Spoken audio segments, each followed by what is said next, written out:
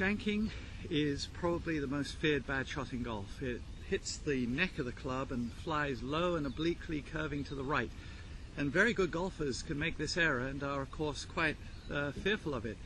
The ball ends up very unpredictably and you can't fix it. So it's important to understand where the principal source of this error could possibly be derived.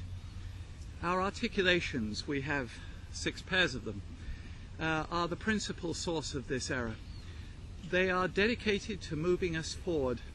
Our articulations aren't like a crab that are dedicated to going sideways. And unfortunately, golf is a sideways game. So our articulations, our joints, are dedicated to moving us forward and unfortunately also the golf club.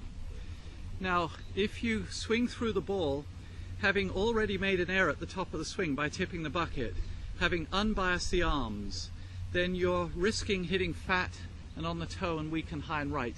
Nobody tolerates that for very long before they start to do some fairly logical things, one of which is to pull away from the ground and to guide the ball up into the air. Now, if in accompanying that you find that you lift with the elbows and swing what is commonly recommended to be the ideal form of swing, an into-out attack, then you risk shanking. So if you tip the bucket, swing into out, and then try to avoid hitting fat, there's a good chance you'll bend at the elbows and raise the club as if you were doing curls in a gym. You can tell I don't do a great number of those, but you get the idea. And if you move through the ball with that motion occurring, there's a good chance that that motion by itself can actually make you shank the ball.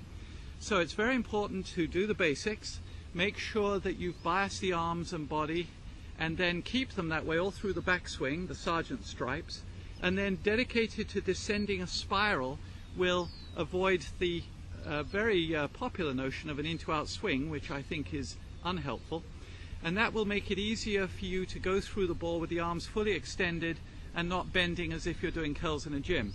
If, worse news, you add any sort of sinking at the knee to try to get down to the ground, then you've got 2 very serious components trying to make you shank. So I would suggest that you then practice swing with your legs completely straight to eliminate at least one of these prime sources of trouble, and then work on the arms in the way I've just described. Then ask, can you reintroduce the knees without losing control?